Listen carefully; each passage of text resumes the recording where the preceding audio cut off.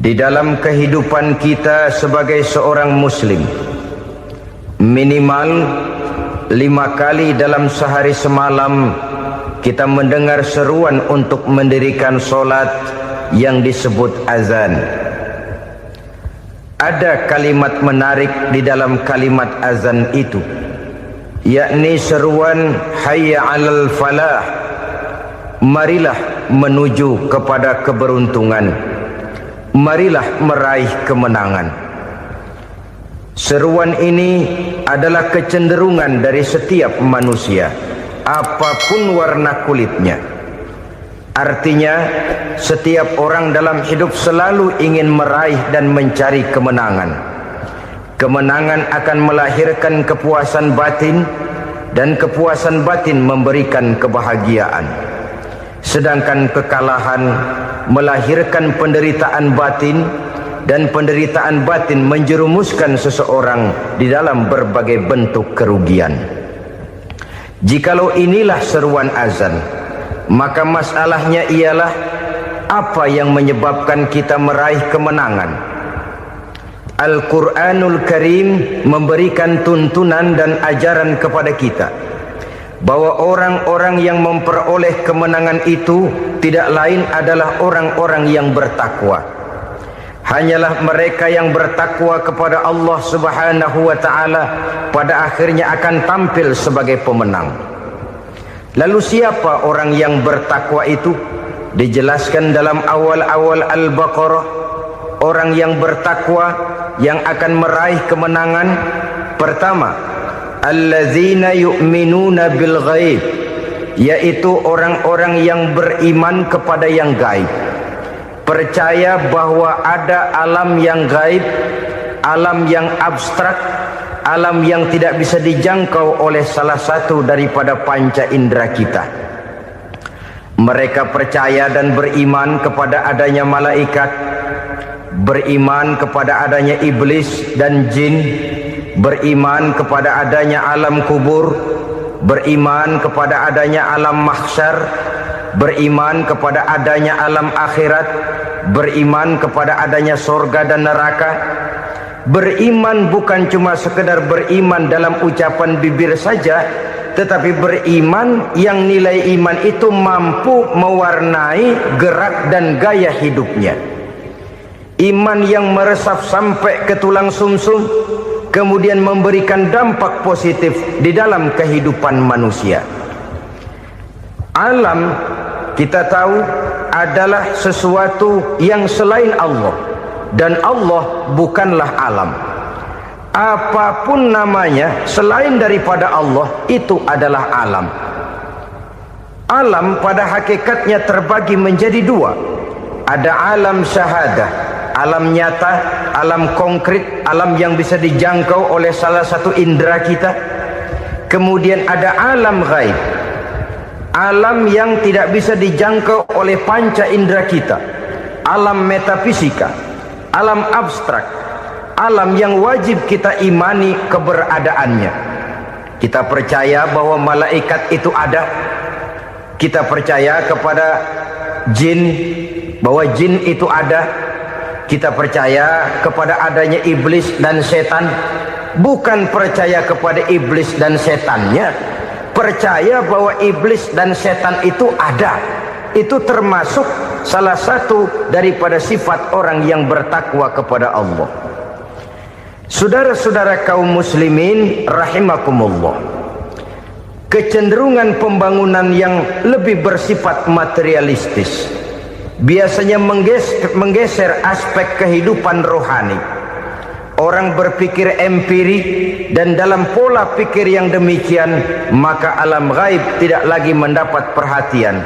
Aspek kehidupan yang bersifat rohaniah malah mulai ditinggalkan.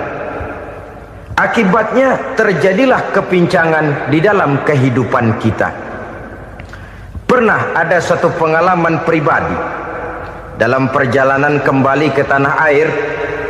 Dalam pesawat di sebelah kanan saya duduklah seorang Jerman, namanya Heiner Simonsen. Iseng saya ajak kenalan, saya ajak ngobrol, saya tanya dia. Saya bilang, Mas Henner ini. Kalau pesawat yang kita tumpangi ini jatuh ke bawah, kira-kira apa yang bakal terjadi, Mas? Dia bilang, kita semua akan mati. Begitu? Ya. Oke. Apa itu mati? Tanya saya. Dia bilang, untuk tahu apa itu mati, kita harus tahu lebih dahulu apa itu hidup. Saya pikir nih bule bisa ngomong juga. Baiklah kata saya. Apa hidup menurut Anda itu? Oh, hidup itu dia bilang, kalau seluruh anggota badan kita bekerja secara normal, paru-paru memompa darah secara normal, jantung berdetak secara normal, sel-sel tubuh bekerja secara fit, dan organisme tubuh hanya mau bekerja secara normal, dia bilang, kalau kita memberi makan yang cukup, menu yang teratur, dan gizi yang lengkap. Saya bilang, kesimpulannya apa, Ner? Dia jawab, hidup adalah dari tangan ke mulut. Life is from the hand to the mouth, kata dia. Hidup adalah dari tangan ke mulut. Jadi masalah hidup tidak lebih daripada masalah isi perut. Orang pergi pagi, pulang sore, peras keringat, banting tulang, perut yang dibelain. Saya bilang, you are wrong. Sampean salah, Ner. Kamu orang Islam bukan? Bukan. Pantas. Kenapa saya salah? Dia bilang, ya jelas salah. Salahnya di mana? Kamu ini manusia. Kalau hidup cuma dari tangan ke mulut, saya bilang, kambing di kampung saya juga begitu pikirannya, Ner. Itu kambing di kampung saya, asal perutnya kenyang, sudah hidup dia. Perkara besok bagaimana, lusa prospeknya macam mana, bulan depan ada apa, kambing nggak pernah mikir. Di kampung saya kambing juga pikirannya begitu. Kamu Kristen ya? Tadinya. Loh kok tadinya, lalu apa sekarang kamu ini? Dia bilang, sekarang saya netral. Saya tidak beragama, tapi saya percaya kepada Tuhan sebagai pencipta alam. Saya ingat benar dia bilang, I haven't any religious, but I believe to God as the creator of the world. Kenapa bisa netral begitu, Ner? Habis saya bingung katanya. Islam bilang Islam baik, Kristen bilang Kristen baik, Hindu Buddha bilang Hindu Buddha baik, semua agama baik. Saya netral sekalian, nggak beragama. Yang penting saya percaya kepada Tuhan. Saya bilang, Ner, kamu ini kayak orang mau beli celana, lalu bingung. Yang satu bilang Levi's bagus, yang satu bilang Blue Jean hebat, yang satu bilang Wool England hebat. Celana ini hebat, celana itu bagus, celana ini hebat. Semua celana bagus, kamu bingung. Akhirnya netral, tidak pakai celana. Itu juga salah. Saya pikir-pikir, kemudian saya melihat bahwa dua pola berpikir Henner ini nampaknya sudah mulai menggejala di lingkungan masyarakat bangsa kita. Disadari atau tidak, secara jujur kita harus berkata, dua pola pemikiran Henner ini mulai berkembang di tengah masyarakat bangsa kita. Pertama, pola pikir materialisme. Hidup adalah dari tangan ke mulut. Masalah hidup tidak lebih masalah isi perut. Itu yang perlu dibela, dan disitulah arti kehidupan. Pergi pagi, pulang sore, peras keringat, banting tulang untuk mempertahankan perut. Kalau sudah kemari cara orang berpikir, maka buat apa percaya kepada yang gaib? Untuk apa sholat? Untuk apa puasa? Untuk apa zakat? Untuk apa menghadiri majelis taklim? Tanpa kepercayaan kepada yang gaib, hidup berjalan menurut alur empiris dan materialis. Kalau sudah ke sana cara orang berpikir, biasanya orang lalu cenderung menghalalkan segala cara. Hanyalah orang yang percaya bahwa akhirat ada, hanyalah orang yang percaya bahwa alam kubur itu ada, hanyalah orang yang percaya bahwa malaikat itu ada, hidupnya akan lebih terarah dan terkendali. Karena kepercayaan kepada yang gaib yang merupakan fase daripada kehidupan setelah hidup yang sekarang ini, mewarnai gerak pribadi seseorang di dalam dia melakukan kegiatan hidupnya. Pola berpikir materialisme, disadari atau tidak, mulai menggejala di lingkungan masyarakat bangsa kita. Hidup tidak lebih dari urusan tangan ke mulut, mulut ke tangan, tangan ke mulut. Asal perut sudah kenyang, hiduplah sudah. Perkara bagaimana prospek hari yang akan datang, bagaimana akhirat, tidak jadi persoalan. Ini yang oleh Nabi diperingatkan, ad-dunya sijnul mu'min wa jannatul kafir. Dunia adalah penjara bagi orang beriman dan surga bagi orang kafir. Dulu di zaman Belanda hadis ini pernah disalah tafsirkan, disalah artikan, digunakan sebagai senjata untuk mengkebiri dan membuat impoten umat Islam. Sudahlah umat Islam gak usah macam-macam, kata Belanda. Dunia ini kan penjara buat orang Islam, surga buat orang kafir. Di penjara jangan bertingkah.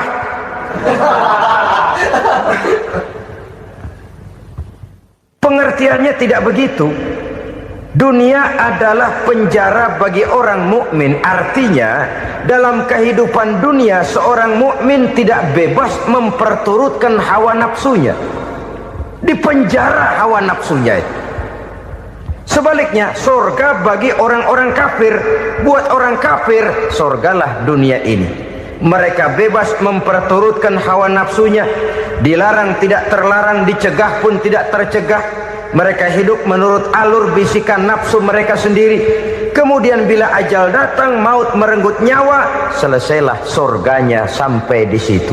Maka bagi orang-orang yang tidak percaya kepada adanya akhirat, kepada adanya alam gaib, surganya sebatas umurnya. Sekali lagi, surganya sebatas umurnya. Bila umur selesai, ajal pun datang merenggut nyawa, selesailah sudah surganya sampai di situ. Alangkah pendeknya perjalanan orang-orang yang tidak percaya kepada alam gaib ini. Bagi kita mukmin, jikalau kita mampu memenjarakan hawa nafsu, kita bisa bahagia di dunia ini. Dan Islam memang tidak menyuruh kita sengsara di dunia. Raih dunia, kejar dunia, gapai dunia sebagai alat untuk mencapai kebahagiaan di akhirat nanti. Hidup adalah satu perjalanan panjang yang terbentang sejak kita terlahir dari alam rahim sampai kepada alam akhirat nanti. Andai kata kita gagal meraih kebahagiaan di dunia, toh kita masih punya akhirat. Tapi jangan jadi dalil yang melemahkan semangat. Biarin dah kita di dunia kebelangsak, yang penting akhirat. Akhirnya dunia benar-benar kebelangsak. Bagaimana dunia ini bisa kita raih, dan bagaimana meraih dunia untuk menunjang kepentingan akhirat nanti.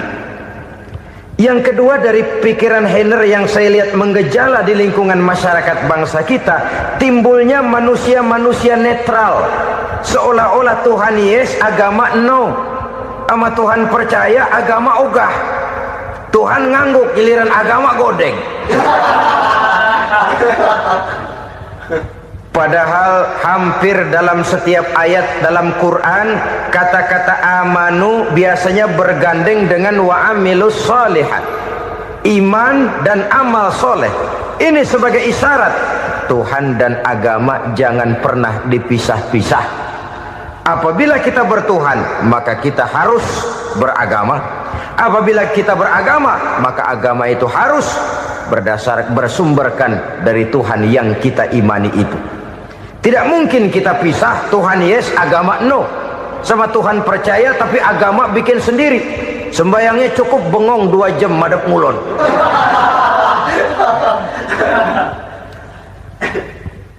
Saudara-saudara kaum muslimin rahimakumullah. Jadi dengan demikian, agama yang kita akui merupakan unsur mutlak di dalam pembangunan sekarang ini, merupakan bagian dari kehidupan yang menuntun kita bahwa di balik alam nyata ini, di balik alam syahadah ini ada alam gaib. Dan mudabbir, murabbi, yang mengatur, yang menguasai, yang memelihara baik dia alam nyata, baik dia alam gaib, tidak lain adalah Allah Subhanahu wa ta'ala. Di sana ada satu super power satu maha kekuatan yang kita perlu bersandar kepadanya. Sebagai makhluk nyata yang hidup di alam nyata, berbuatlah secara nyata sebagaimana harusnya kita berbuat. Karena Islam jelas bukan agamanya orang pemalas. Islam jelas bukan agamanya orang yang mengajarkan setelah selesai sholat boleh duduk, nggelenggem ayam-ayam, ndelohom, menghitung bintang di langit sambil menunggu keajaiban. Tidak. Islam adalah agama yang mengajarkan apabila sholat sudah selesai kamu kerjakan, bertebaranlah di permukaan bumi, cari karunia Tuhanmu. Jangan hidup berpangku tangan menunggu keajaiban. Karena hidup bukan undian. Jangan berharap untung besar tanpa mau peras keringat. Tapi di sebalik itu toh kita juga harus yakin bahwa di sisi usaha nyata yang kita lakukan ada satu super power, satu maha kekuatan gaib yang menentukan berhasil dan tidaknya usaha kita. Kepercayaan kepada hal semacam inilah yang mendorong kita untuk mempunyai sandaran vertikal, agar jikalau usaha ini berhasil kita tidak lupa diri dan lupa daratan.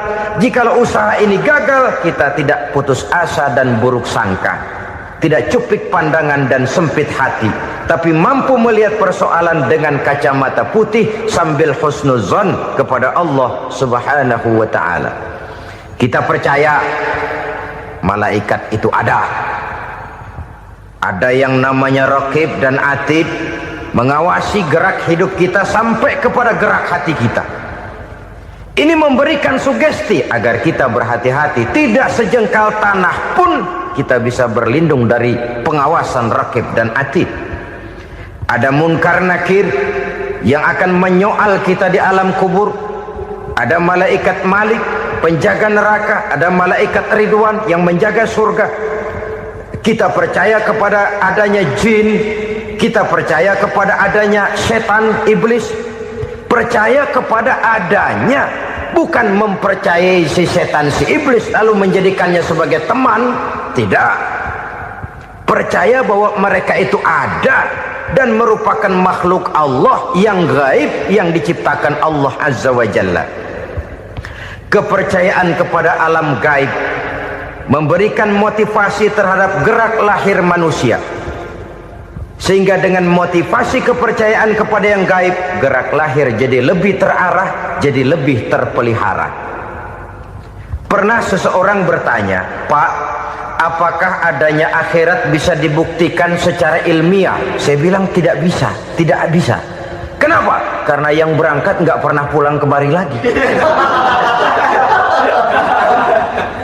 Kalau dia pulang kemari bisa kita tanya bagaimana enak di sono.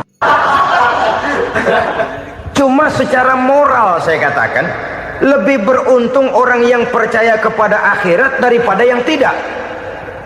Sekarang saudara percaya akhirat ada, lalu saudara baik-baik di dunia, sholat, puasa, zakat, menolong orang lain, menebarkan kebajikan. Saudara mati, andai kata akhirat tidak ada, toh dalam hidup saudara sudah berbuat baik, paling tidak nama saudara akan dikenang sebagai orang baik. Sebaliknya, saudara percaya, kata saya, bahwa akhirat tidak ada, lalu hidup semau-maunya, tenggelam dalam maksiat dan munkarat, menentang Allah, tidak mau ruku dan sujud, lalu saudara mati, kemudian akhirat ada, ayo mau apa? Bekal tidak punya. Jadi secara moral lebih beruntung orang yang percaya kepada adanya akhirat daripada yang tidak percaya. Dan itu alam gaib yang tidak bisa dibuktikan secara eksat. Jangankan untuk membuktikan seperti itu, dalam kehidupan sehari-hari saja yang kita rasakan tidak selalu berbentuk toh. Angin, bagaimana sih bentuknya angin? Kita tidak tahu. Merah, buktinya kalau dikerok merah. Yang merah itu kulit, yang kulit kita bukan anginnya. Sakit, rasa sakit itu ada, tapi bagaimana bentuk sakit kita nggak pernah tahu. Kalau kita makan cabai pedas, bagaimana bentuk pedas itu tidak ada, tapi rasa ada. Bentuk pedas hijau, cabenya bukan pedasnya. Tidak semua yang kita rasakan bisa kita gambarkan dalam bentuk yang konkret. Oleh karena itu, sekali lagi bahwa kepercayaan kepada alam yang gaib mampu memberikan satu sugesti yang menata kehidupan seseorang lebih lurus, lebih terarah, dan lebih terkendali. Maka wajar kalau kepercayaan kepada yang gaib mengantarkan seseorang untuk meraih kemenangan. Kenapa? Dia percaya kepada yang gaib, bahwa akhirat ada, bahwa alam kubur ada, bahwa pertanggungan jawab itu ada. Maka dia lalu tidak hidup saenae udele dewe gitu loh. Tidak hidup menurut seleranya sendiri, terarah, teratur. Ini cirinya yang pertama. Orang bertakwa yang akan meraih kemenangan, mereka beriman, mereka percaya kepada yang gaib. Bahkan hal-hal konkret saja selalu berangkat dari yang gaib. Saudara-saudara, para remaja, para pemuda sekarang ini tidak pernah tahu toh siapa yang akan jadi teman hidup saudara.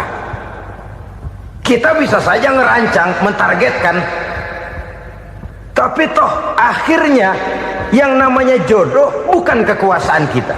Rezeki di luar kemampuan kita. Begitu juga ajal. Maut, jodoh, ajal adalah contoh-contoh konkret bahwa pada akhirnya yang gaiblah yang menentukan. Bertahun-tahun ngelancong, emang jodoh seret, nggak jadi.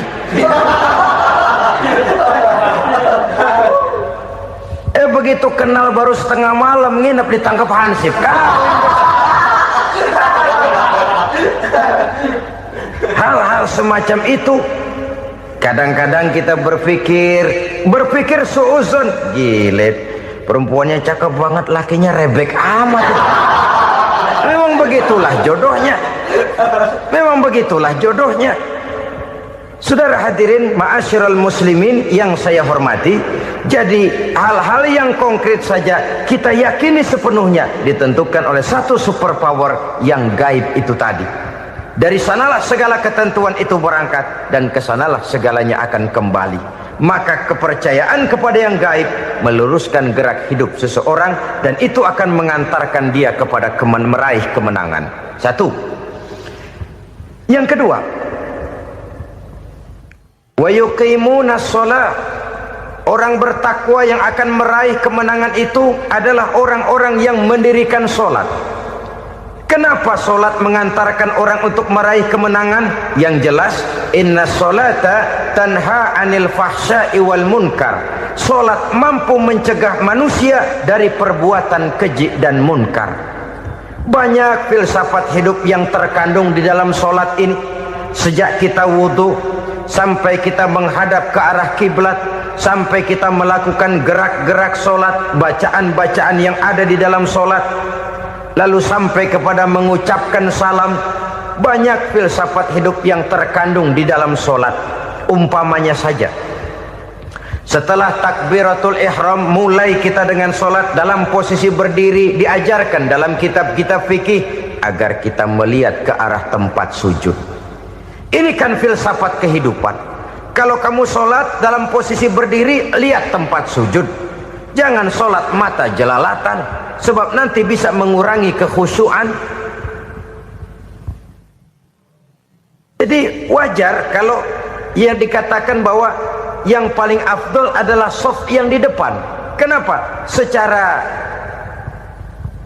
harfiah pengertiannya akan lebih mengundang kekhusyuan. Kenapa? Kalau kita di shaf paling depan di masjid umpamanya paling banter kita lihat tembok.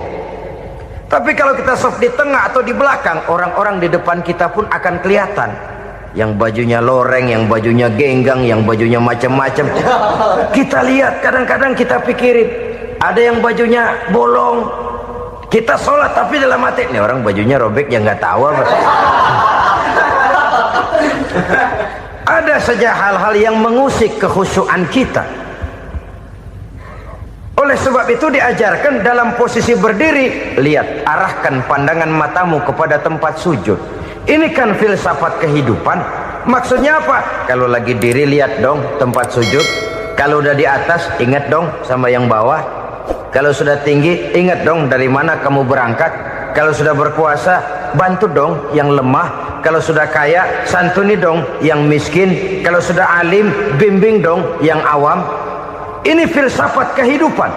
Dalam posisi berdiri, kau lihat tempat sujud. Ini akan melahirkan kepekaan sosial, di mana seseorang mau tahu kepada orang lainnya. Bagaimanapun kaya kita, tinggi pangkat dan jabatan kita, jikalau hidup hanya untuk kepentingan perut sendiri saja, rasanya belum membawa manfaat di dalam kehidupan kita. Tapi efek yang tertinggi sesungguhnya, solat mencegah manusia dari perbuatan keji dan munkar. Perbuatan keji dan munkar, walaupun kelihatannya mendatangkan uang, membawa keuntungan, tapi itu keuntungan semu, keuntungan sementara. Dengan menipu orang lain kita bisa dapat untung, tapi tidak membawa berkah, dan itu adalah kerugian besar dalam kehidupan kita. Maka untuk meraih kemenangan harus dimulai dengan membentuk kepribadian yang tegar, memiliki sandaran vertikal yang langsung kepada Allah Subhanahu wa ta'ala, dan itu hanya bisa kita tempuh melalui jalur ibadah formal yang sudah ditentukan Allah, yakni solat yang 5 waktu. Untuk memperkuat itu ada solat-solat sunnah, rawatib, nawafil sebagai terminal kontrol cadangan untuk memelihara stabilitas temperatur batin di dalam kita berhubungan dengan zat yang maha gaib, yaitu Allah Subhanahu wa ta'ala. Orang sering bertanya, Pak, itu tetangga saya nggak sholat, duitnya nggak habis-habis, Pak. Nggak sholat tapi mobilnya tambah terus. Nggak sholat tapi usahanya makin maju. Tapi di sisi lain ada orang yang rajin sholat, rezekinya butak bener. Anaknya mana kurus, mana korengan. Saudara hadirin ma'asyiral muslimin rahimakumullah. Harus saya katakan bahwa solat memang bukan untuk cari duit. Solat adalah sandaran vertikal kita kepada Allah. Sedangkan soal rezeki itu berkaitan dengan sifat Allah maha pengasih dan maha penyayang. Allah maha pengasih, siapapun dikasih kalau mau usaha. Allah maha penyayang, tidak semua orang disayang oleh Allah Azza wa Jalla. Dan belum tentu banyak harta itu merupakan nikmat. Mungkin juga istidraj. Artinya istidraj itu dikasih tapi diambulin, kalau bahasa Betawinya itu. Dikasih tapi diambulin, itu bukan merupakan nikmat sesungguhnya, lebih merupakan azab dari Allah Subhanahu wa ta'ala.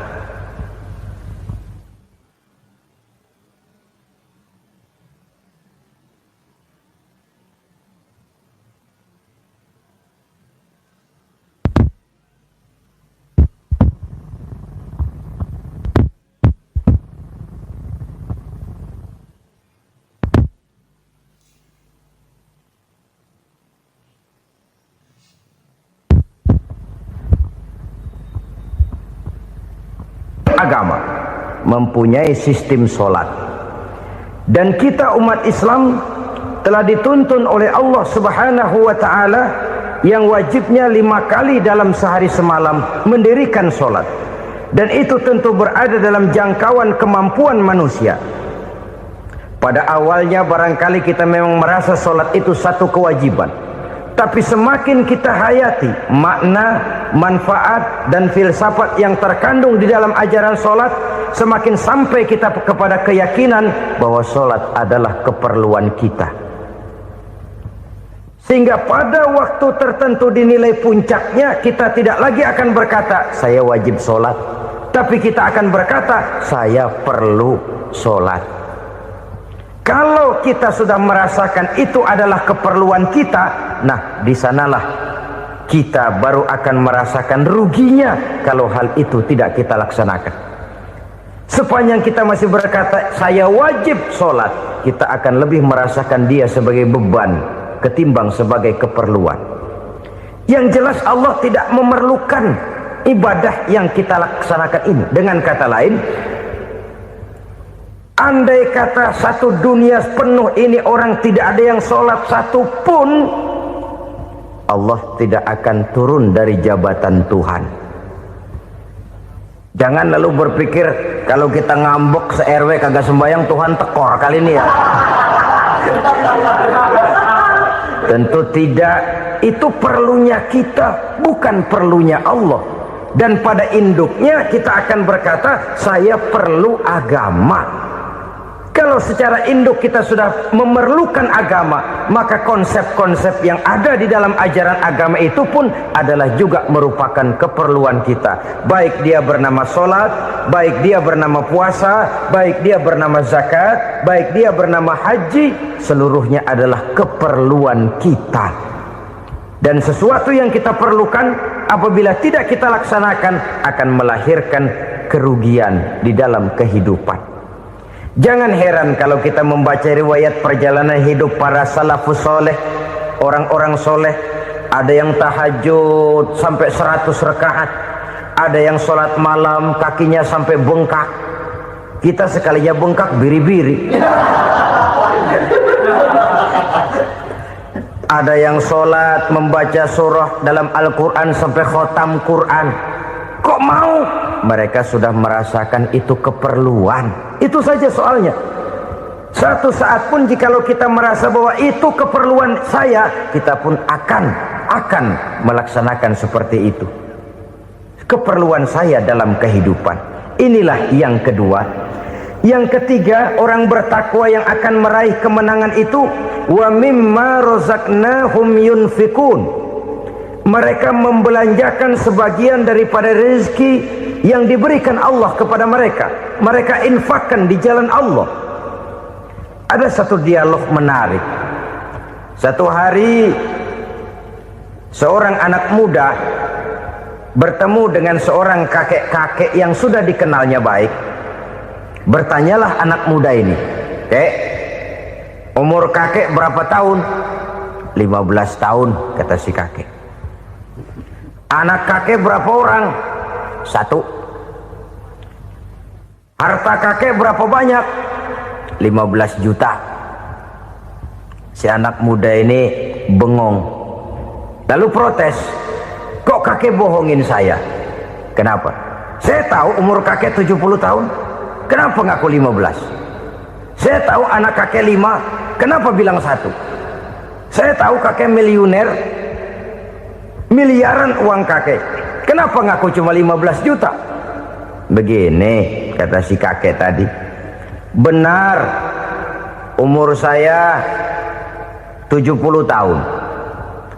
Tapi dari umur yang 70 tahun itu baru 15 tahun terakhir ini saya merasakan ibadah kepada Allah. Meninggalkan maksiat, jauh dari segala macam munkarat. Maka yang 15 tahun inilah yang benar-benar saya rasakan sebagai umur saya. Benar anak saya 5, tapi yang 4 susah diatur. Cuman 1 rasanya nih yang bakal jadi si buah hati belahan jantung pelanjut cerita penerus sejarah. Cuma 1 ini yang saya harapkan, yang akan jadi anak soleh, yang akan membuat saya menerima pensiunan pahala.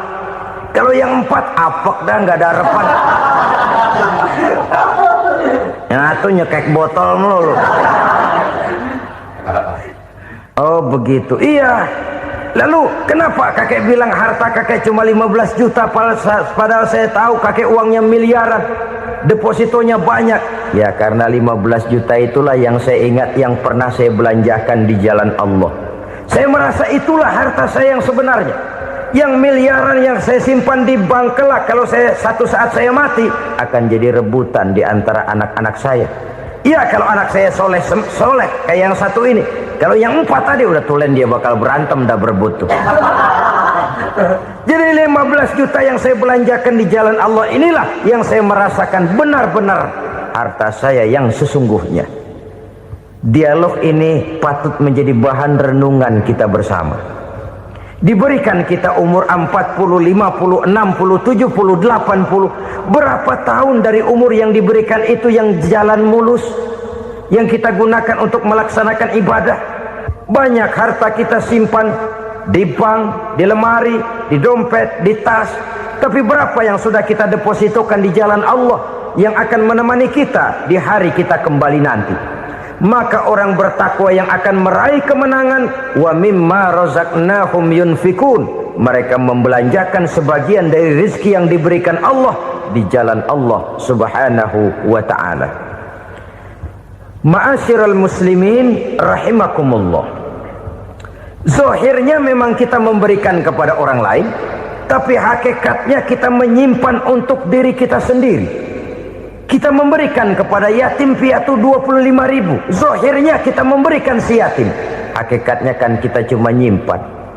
Saya berikan, titip kepadamu, ini untuk saya di akhirat. Kau boleh belikan baju, kau boleh belikan untukmu makan, kau boleh bayarkan sekolahmu, ini untuk saya. Hakikatnya kita nyumbang masjid 1 juta, zahirnya kita berikan kepada panitia masjid, tapi hakikatnya kan cuma titip 1 juta ya, untuk saya di alam kubur nanti. Silahkan kau boleh belikan semen, ini uang, belikan besi, belikan pasir, saya cuma sekedar titip untuk kepentingan saya. Hakikatnya kita cuma sekedar menitip. Sebagaimanapun pada hakikatnya, apapun yang kita miliki dalam kehidupan kan cuma sekedar hak guna pakai, bukan hak milik mutlak. Harta kita, rumah kita, kendaraan kita, kebun kita, pabrik kita, hak guna pakai saja. Hak milik mutlak cuma untuk Allah subhanahu wa ta'ala. Saudara-saudara kaum muslimin rahimakumullah, ini yang ketiga. Kemudian yang keempat, orang-orang bertakwa yang akan meraih kemenangan, allazina yu'minuna bima unzila ilaika, mereka yang beriman, mereka yang percaya kepada apa yang telah diturunkan kepadamu Muhammad, ay Al-Quran, yakni Al-Quranul Karim. Setelah percaya kepada yang gaib, mendirikan solat, kemudian menginfakkan sebagian dari rezeki yang diberikan Allah, mereka juga lalu percaya kepada yang diturunkan terhadap Nabi, yaitu tidak lain Al-Quranul Karim. Sekali lagi di sini, percaya bukan hanya sekedar percaya saja, tetapi percaya lalu menjadikan Al-Quran itu sebagai pedoman hidup. Sebab memang Al-Quran itu adalah GBHM, garis-garis besar haluan muslim. Apa yang harus kita lakukan, apa yang harus tidak kita lakukan, bagaimana mestinya kita bertingkah laku dan berbuat, seluruhnya tercantum di dalam Al-Quranul Karim. Itu sebabnya ketika satu hari Aisyah ditanya bagaimana akhlak Rasul, beliau menjawab, kana Rasulullah sallallahu alaihi wasallam khuluquhul Quran. Akhlak daripada Rasulullah tidak lain adalah Al-Quran. Jawaban simpel ini memberikan gambaran bahwa keseluruhan daripada konsepsi Quran sudah diterjemahkan dalam kehidupan Rasulullah sallallahu alaihi wasallam. Karena kita tahu akhlak adalah keseluruhan dari gerak hidup manusia. Sejak ia berpribadi, berumah tangga, bertetangga, bermasyarakat, sampai kepada berbangsa dan bernegara, Al-Quran tetap memberikan sentuhan nilainya. Oleh karenanya, orang-orang yang bertakwa adalah orang-orang yang menjadikan Al-Quran sebagai pedoman dalam kehidupannya. Dan kita yakini Al-Quran diturunkan kepada Nabi Muhammad bukan merupakan produk Nabi Muhammad. Isi dan redaksinya langsung dari Allah subhanahu wa ta'ala. Kemudian cirinya yang kelima, orang bertakwa yang akan meraih kemenangan itu, wa ma unzila min qablika, tidak hanya sekedar percaya kepada yang diturunkan terhadap Nabi Muhammad yaitu Al-Quran, mereka juga percaya kepada apa yang pernah diturunkan kepada para nabi, kepada para rasul sebelum Nabi Muhammad. Percaya kepada adanya suhuf, percaya kepada adanya Taurat, percaya kepada adanya Injil, percaya bahwa Allah dahulunya sudah menurunkan Taurat kepada Musa, percaya bahwa Allah sudah menurunkan Injil kepada Isa, percaya Injil ada, Taurat ada, diturunkan Allah untuk Isa dan Musa, tetapi tidak wajib mengamalkannya karena kita sudah diberikan Al-Quranul Karim. Ini yang perlu saya garis bawahi. Kita percaya Allah telah menurunkan Injil dahulu kepada Isa. Kita percaya bahwa Allah telah menurunkan Taurat dahulunya kepada Nabi Musa. Kadang-kadang ini dijadikan dalih, dikacaukan pengertiannya. Quran saja mengajarkan bahwa orang yang bertakwa harus percaya kepada Injil, maka pakailah Injil. Apalagi kalau ayat sebelumnya ditilap, dihapus, dihilangkan, Injilnya yang ditekankan, maka akan terjadilah penekanan yang salah arah. Karena salah arah akhirnya bisa merusak dan menghancurkan akidah.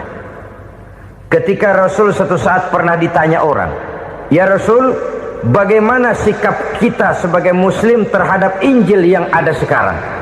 Beliau menjawab, "La tukadzibuhu jami'an wa la tusaddiquhu jami'an." Jangan didustakan seluruhnya, jangan juga dibenarkan semuanya. Artinya, ini sudah merupakan gambaran dari Rasul bahwa dalam Injil yang ada sekarang masih ada ajaran-ajaran tauhid yang dibawa oleh Nabi Isa dan diajarkan kepada umatnya. Tapi juga dalam Injil yang sekarang ini sudah terkena intervensi dan investasi manusiawi. Karena itu Rasul menyimpulkan, la tukadzibuhu jami'an wa la tusaddiquhu jami'an. Jangan didustakan semua, jangan dibenarkan seluruhnya. Kita memang percaya Allah telah menurunkan Injil kepada Nabi Isa dulu, tapi kita tidak wajib mengamalkan Injil. Kita percaya Allah telah menurunkan Taurat kepada Nabi Musa, tapi kita tidak wajib mengamalkan kitab ajaran Taurat. Yang wajib kita percayai dan kita amalkan hanyalah Al-Quranul Karim. Kenapa? Oleh karena baik yang ada di dalam Taurat, baik yang ada di dalam Injil, tentu tercakup di dalam Al-Quran sebagai kitab terakhir yang diturunkan oleh Allah Subhanahu wa Ta'ala. Dan itu wajar.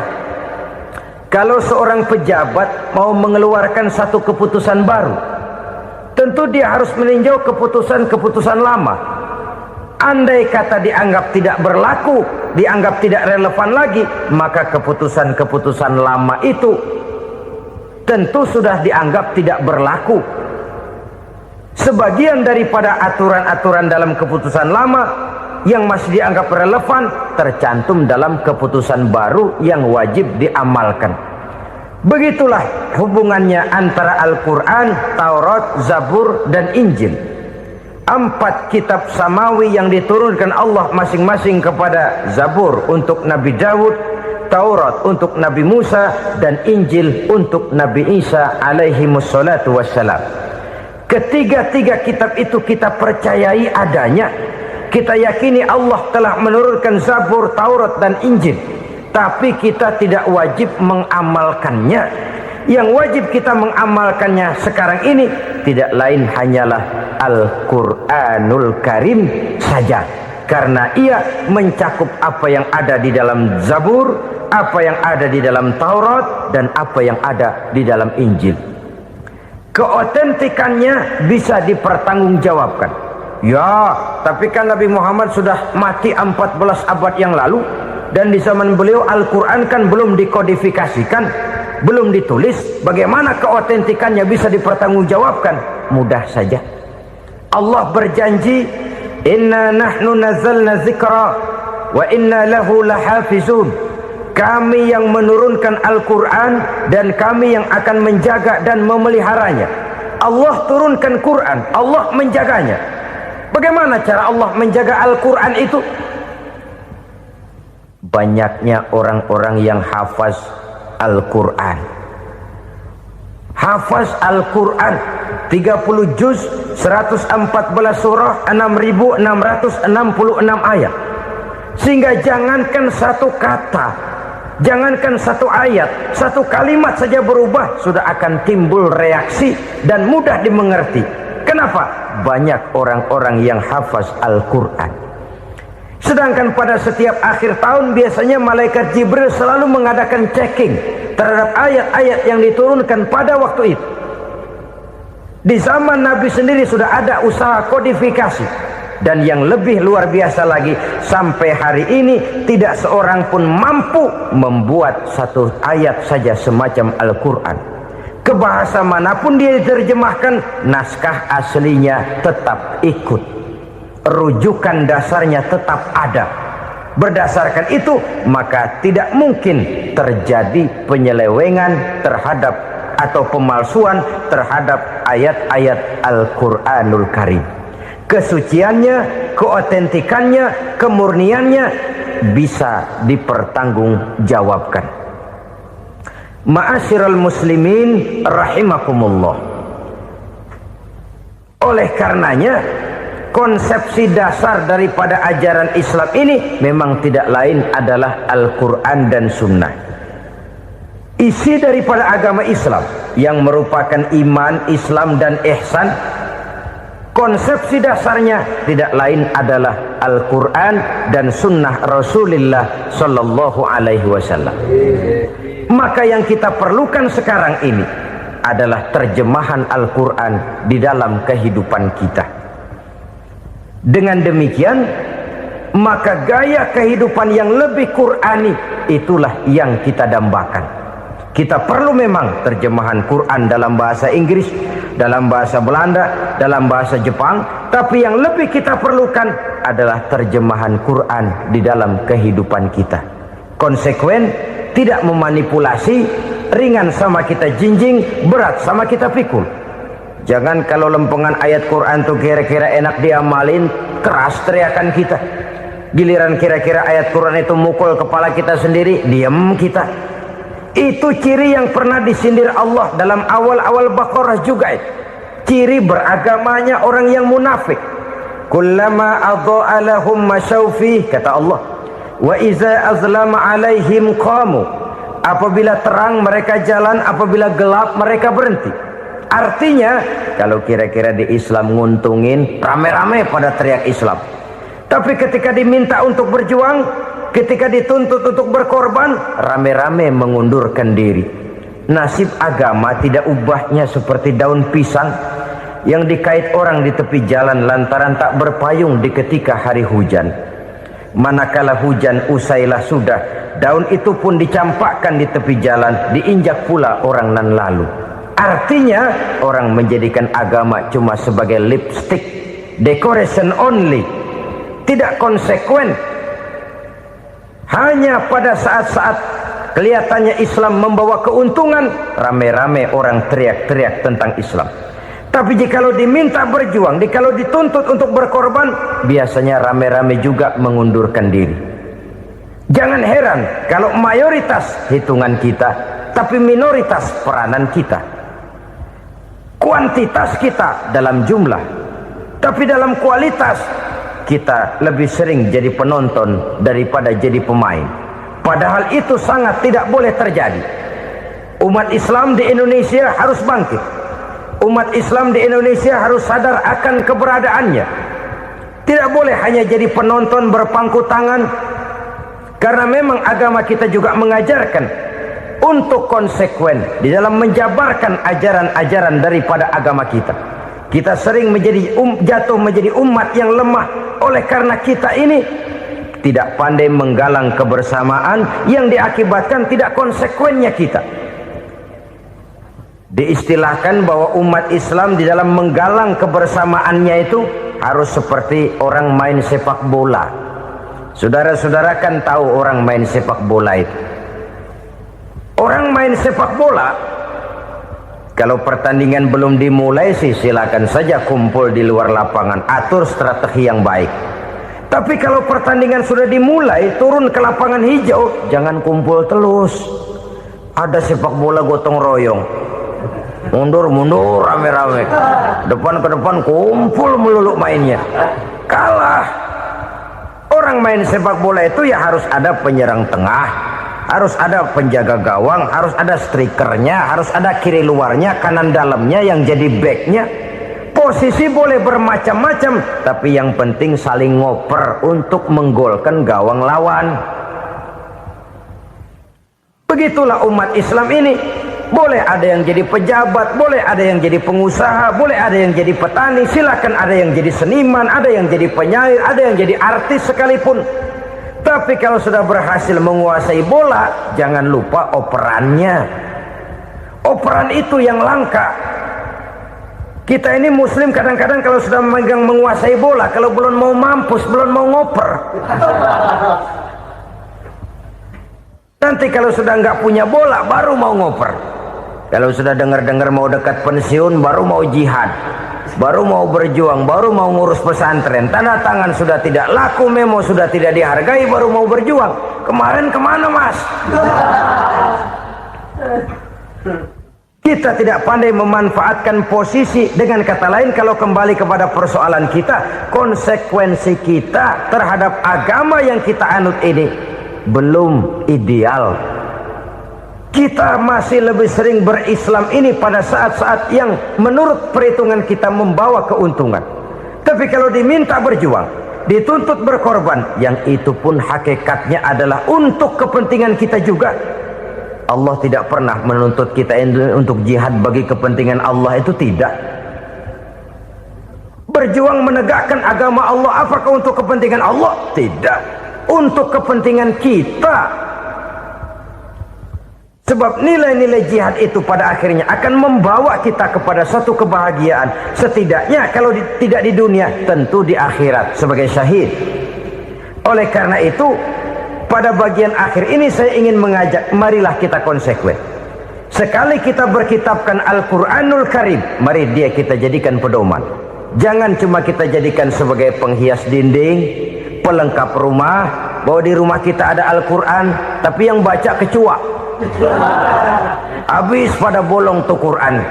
Yang penting kan punya Quran. Ditaruh di pintu rumah, biar apa? Biar kuntilanak kagak masuk katanya. Ya apa itu nasib Quran, cuma kerjanya jaga pintu, ngusir kuntilanak, ngusir memedi. Bagaimana kita hidup menurut tuntunan Al-Quran? Kadang-kadang tidak pernah menjadi masalah bagi kita. Maka bagaimanakah Al-Quran akan mungkin membawa keberkahan dalam hidup kalau ajarannya kita injak-injak dalam keseharian kita? Mewujudkan gaya hidup yang lebih Qurani, itulah yang akan kita rintis di dalam kehidupan kita, bertahap, step by step, menurut kemampuan yang ada pada kita. Jika jalan ini tidak bisa kita selesaikan, percayalah akan ada generasi penerus yang akan melanjutkan usaha dan cita-cita mulia itu. Jadi percaya kepada Taurat, percaya kepada Injil, sekadar percaya Allah dahulunya sudah menurunkan itu, tapi kita tidak wajib mengamalkannya. Kenapa? Generasi Injil masa berlakunya sudah kedaluarsa.